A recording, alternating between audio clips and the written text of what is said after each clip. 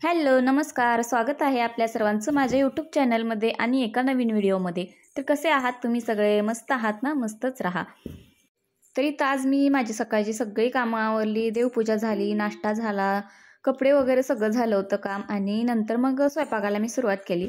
तर आज बनवायचा होता दोडका, तर गावावरून आणला होता, म्हणलं नंतर खराब पण होईल तर फ्रीजमध्ये ठेवला की म्हणजे एवढा काही जास्त खराब नाही होत, तर म्हणलं आणलाय तर संपवून टाकावं, नाही तर नंतर खराब होईल। तर इथं मी दोडका असा कट करून घेतला, त्याच्यावरच्या ज्या शिरा असते तर त्या काढून घेतल्या आणि नंतर इथं कढईमध्ये तेल टाकलं, कढीपत्ता टाकला। तर कढीपत्ता आहे म्हणल्यानंतर कढीपत्ता मी वापरते सगळ्या भाजीमध्ये। तर मुगाची डाळ पण मी इथं एका साईडला भिजवून ठेवली होती, तर दोडक्याच्या भाजीमध्ये म्हणलं घालून बघावी, तर थोडं काहीतरी वेगळं। तर मी इथं कढईमध्ये तेल गरम केलं, त्याच्यानंतर जो आपण लसूण खोबऱ्याचा मसाला वापरतो भाजीला तर तो घातला, त्याच्यानंतर चटणी टाकून घेतली। आता हे थोडंसं भाजून घेते आणि त्याच्यानंतर जे आपण दोडके चिरून घेतलेले आहेत तर ते त्याच्यामध्ये मिक्स करायचे। तर त्या अगोदर मी इथं मुगाची डाळ जी भिजवून ठेवली होती तर ती पण मी ह्या मसाल्यामध्येच टाकली। तर आता मसाला भाजून झाला की दोडके जी चिरून घेतलेले आहे तर त्याच्यामध्ये मिक्स करायचे। आणि मला सुक्की भाजी पण बनवायची होती, तसं मला सुक्की भाजीच डब्यासाठी बनवायची होती, दुपारी मी सुक्की भाजीच बनवते।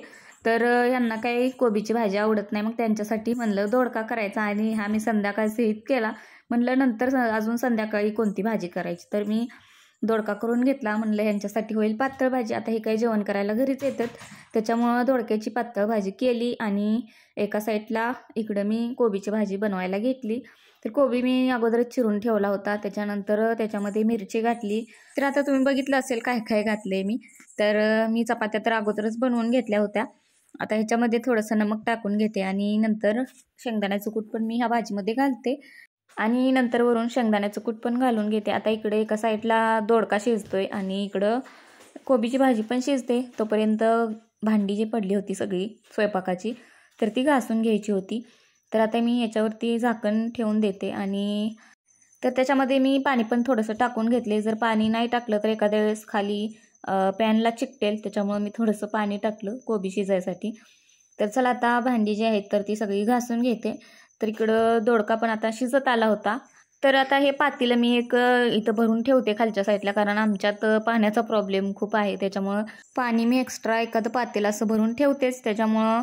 आणि सगळी कामं मी सकाळी लवकर आवरूनच घेते, त्यामुळं मग नंतर एवढं काय पाणी लागत नाही। आणि बाथरूममध्ये 1-2 बकेट तर भरून ठेवलेल्याच असते त्याच्यामुळं, आणि दिवसभर काय नंतर मग एकदा कामं झाली की पाण्याचा वापर एवढा काही जास्त होत नाही आणि संध्याकाळी मग पाणी येतच, तोपर्यंत असावं शिल्लक म्हणून मग मी एक पातेलं भरून ठेवते।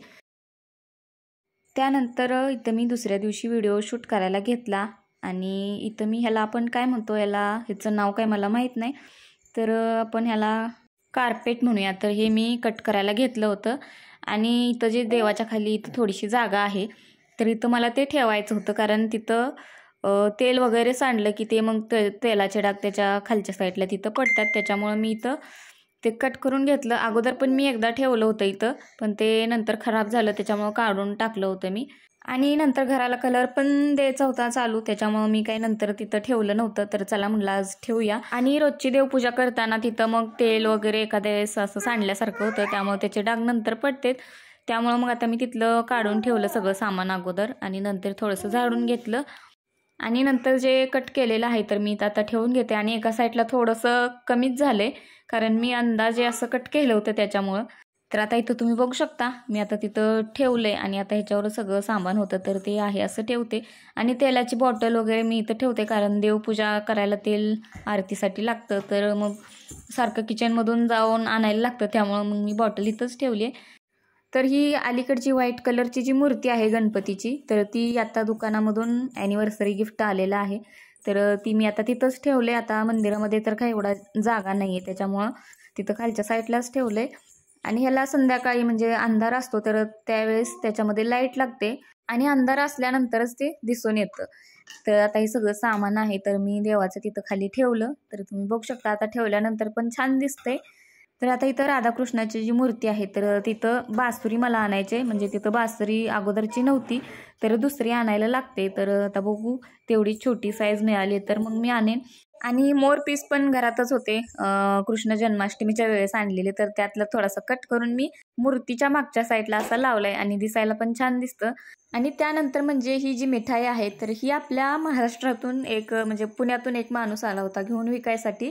तर दुकानामध्ये आल्यानंतर ह्यांनी पण घेऊन आले होते घरी, तर त्याचं नाव काय आता मला माहीत नाही.